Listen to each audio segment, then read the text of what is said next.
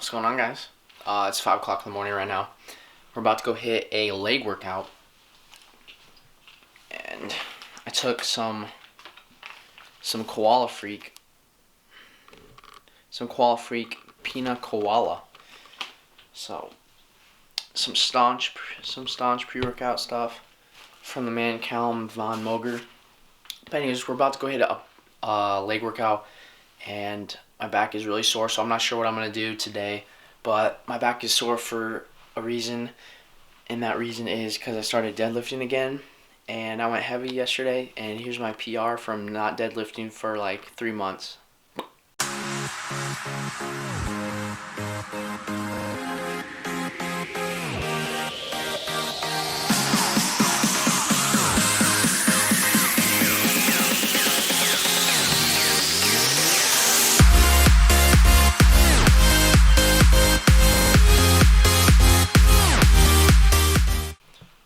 So in this video, I want to talk about the 5 things I wish I knew when I first started training. So let's get into it.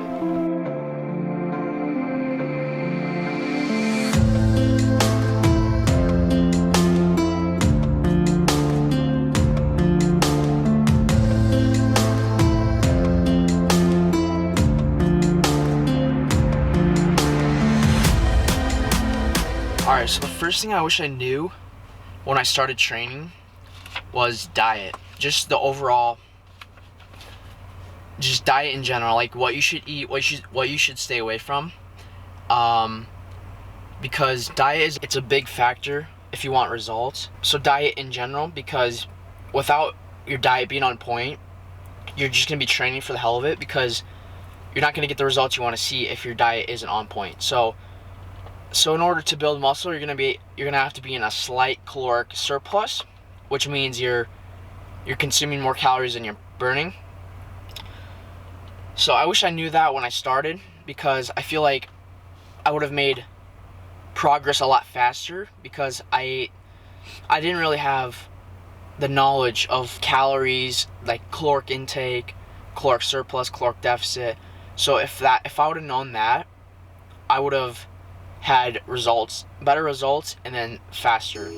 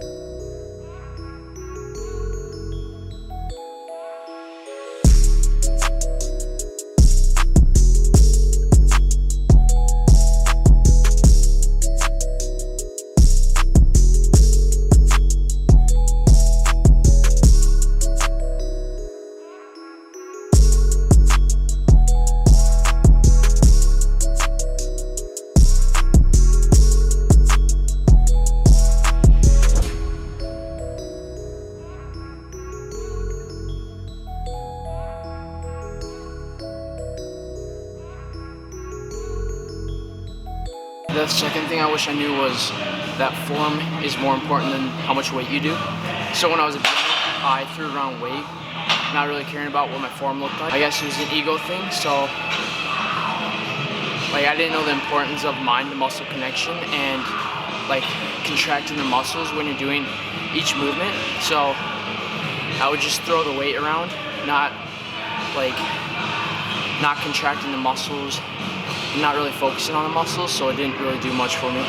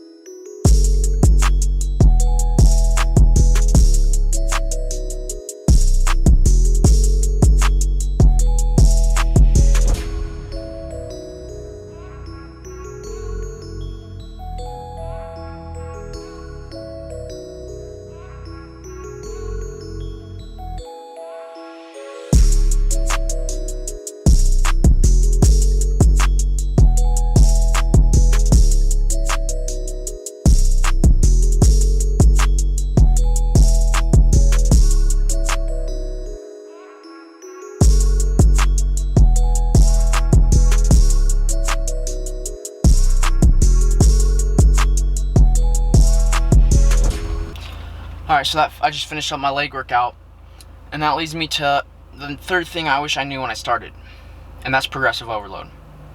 So, in order to build muscle, you have to basically place a new stimulus on the muscle every time you work out. Otherwise, it's going to get comfortable, and when you're comfortable, that's not when growth happens. So growth happens when you're outside your comfort zone. So you have to get your muscles outside its comfort zone by either changing a variable, whether that be the number of sets you do, reps you do, tempo, how much weight you do. But in this case, we're just going to talk about how much weight you do and manipulating the reps. So let's say you do 185 for 5 on bench last week, and you have it today. So you're either going to have to do 190 for 5 or 180 for 6. You have to change up what you do to confuse the muscle, or like to have a new stimulus on the muscle, so it's not comfortable. You're pushing it outside its comfort zone, and you're forcing your muscle to grow. So that's basically what progressive overload is, and that's how you build muscle. Because what I would do, and a lot of what beginners do, is they do the same weight over and over and over and over again, and it's not doing anything for them, and there's no point in even going to the gym if you're just going to keep doing the same weight. So yeah, make sure you change a variable every time you go into the gym, and you use progressive overload. The thing I wish I knew when I started out was that being sore does not mean gains, or does not mean growth, right? So when I was a beginner, I would stay in the gym until I couldn't even move my muscles, and that is actually the opposite of growth. That is overtraining, and you're either gonna get injured, or you're just gonna not see growth happen. So, being sore the next day doesn't mean you're growing your muscles. Usually, if you're a beginner, it's DOMS, so delayed onset muscle soreness. But yeah, just go in the gym. You don't have to do a ton of volume. Just go hard for the 3 sets you have. 1 to 3 sets for beginners, honestly. And then do that for like 2 to 3 exercises per muscle group, and get out of the gym, right? Your workout should only be an hour to an hour and a half max. If you're in there more than that, you're either just messing around. Yeah, but there's no point in being in the gym that long. So get in the gym and get out. Get in the gym and get out. So just do your reps, do the sets, go hard, all your sets. Don't leave anything in the tank, and that's your workout. Alright, so the 5th thing I wish I knew was sticking to a plan. And not only sticking to a plan, but having a plan that's tailored to me as a beginner, right? There's a lot of beginners that look up to pro bodybuilders, and they get their workout plan. And that's a big mistake right there, because they have 5, 10, 15 years of training, and you have a week, a month or so. So this is a big issue, because their workout is advanced, and you're a beginner doing a whole bunch of volume and stuff you shouldn't be doing. So if you're a beginner, you should be learning how to do the exercises first with proper form, low volume. Yeah, so sticking to a plan that's tailored to you as a beginner. Look up beginner plans. Most beginners do upper, lower. And what I made a mistake when I was a beginner was program hopping, right? You think you're gonna see results fast, so you don't see results. You're gonna hop on another program, and that continues because you don't see the results, because you're not sticking with it long enough to see results. So that was a mistake that I made, was just hopping from program to program, not seeing the results because I wasn't sticking with it, right? So if you're a beginner, I would definitely recommend hiring a coach, because you're going to get your results faster, and you're going to get all that knowledge and the value that the coaches know, right? A lot of people think hiring a coach or hiring a personal trainer is not beneficial, but in reality it is beneficial, because you're getting all the knowledge, all that value, and a training plan that's tailored to you, a meal plan that's tailored to you for your specific goal. So that is a big plus. So I definitely recommend hiring a coach or a personal trainer if you're a beginner.